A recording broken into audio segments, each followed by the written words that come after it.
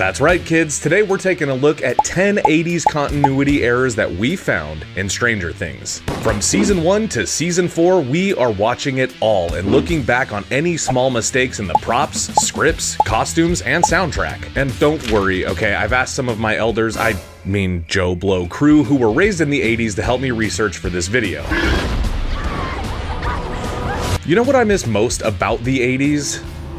Well, nothing, because I was born in the 90s, but rest assured I have been a sucker for 80s pop culture my entire life. I love 80s comics and movies, I love 80s TV, and believe me when I tell you that I love 80s music. But as a product of the 90s, I've grown up looking back on the decade before and longing to have my Spielberg-like kids on bikes moment. And folks, I am not the only one. In fact, Netflix's Stranger Things is an 80s romanticizing period piece that also looks back on the era with rose-colored glasses. It's a show that popularized Kate Bush's iconic 80s ballad Running Up That Hill and made Ghostbusters cosplay feel like a rite of passage for all of us nerds out there.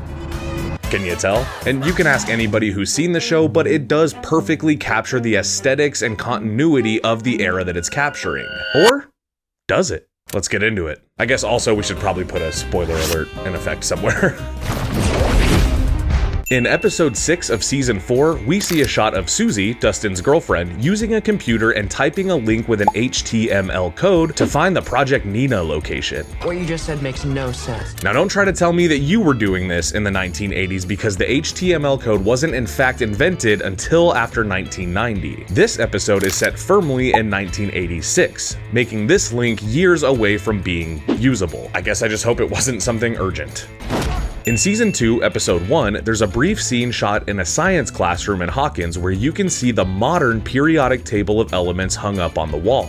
Upon closer inspection, you can see that this periodic table consists of elements that weren't discovered before the year 1984, which makes this poster years ahead of its time. You know, for a small town, they really seem to have the plug when it comes to getting bootleg stuff from the future. It's like we have superpowers or something. Or we could talk about Barb's car from Season 1. By the way, I still am not all the way over how dirty they did Barb in this season. I mean, could you imagine if she had been around for like 2, 3, and 4? But in the second episode, Barb can be seen driving this car. I don't know how many of you out there are motorheads or grease monkeys, but if you'll indulge me, this car is a 1988 Volkswagen Rabbit. Now, of course, I'm not an expert, but I'm pretty sure this car is from the future. See, this season takes place in 1983, 5 years before this vehicle was even created. But you know what? I think this one will count as a fun Back to the Future Easter egg. I guess you guys aren't ready for that yet. But hey, at least they got the kids' bikes accurate.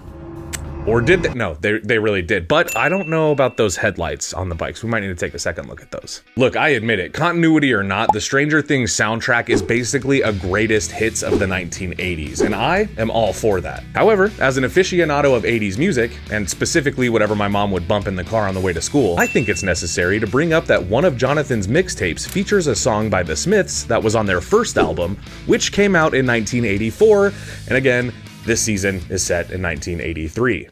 Now we know. Or here's one that we all noticed because of the moment the song plays. At the end of season 1, episode 2, the credits roll and the song Hazy Shade of Winter plays by the Bangles. And folks, that song probably was not even written yet. Now, of course, the music in there isn't diegetic, which means that it's not being heard by the people in the show, it's being heard by the audience to complement the show, but I think it counts.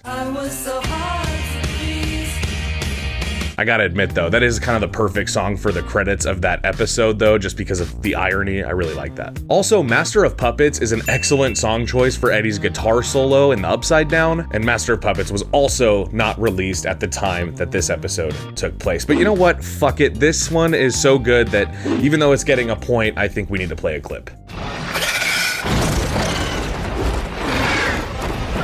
And man, all of this binge watching has made me hungry. And I could really go for a nice giant bucket of heart-healthy Kentucky Fried Chicken. Did you know that KFC was not an abbreviation that was used by the company in their branding until after the year 1991? Well, someone didn't tell the set designers in season 2, episode 1, when the family can be seen eating a bucket of the Colonel's goodies. I mean, I wrote it for the joke, but I kind of am hungry now. Great. I love KFC. And speaking of Hopper, the police radio he's using in season 1 was also not available until the 90s. Guys, I think at this point we're just getting too specific. I've also seen a lot of talk about the walkie-talkies the kid used frequently throughout the show, and that the range is way too far for it to be period accurate, but none of my researchers seem to have had walkie-talkies growing up, so that just made me sad. But what about in season 2, episode 7, when Edgy 11 visits Chicago and we see this shot of the Windy City skyline? You notice anything? To me, this building here looks like Trump Tower, which wasn't constructed until the 90s. Also, this episode, just in general, is ridiculous. It's definitely the cheesiest one, no? Well folks, after a long rewatch of one of my favorite modern TV shows, 4 seasons of mystery and misfortune, like a zillion 80s references and who knows how many boxes of Eggo waffles, not to mention like half of that stuff being in 4 times slow motion so I could do this research, I'm left feeling 2 things. Number 1, I feel exhausted and ready for a very long nap. But number 2, I feel excited and I feel hype for the upcoming final season of Stranger Things. And I guess a secret third thing is I feel curious. What do you guys think about this video? What other continuity errors have you been able to notice in the show? Please leave all of that stuff in the comments down below. Have a great day, everybody, and thank you for watching. And now I gotta figure out how to intro myself out of here. Maybe I can just kind of vanish. Maybe I could disappear in a puff of smoke. I don't know, maybe I could get sucked into the upside down. We'll figure it out. We'll figure it out.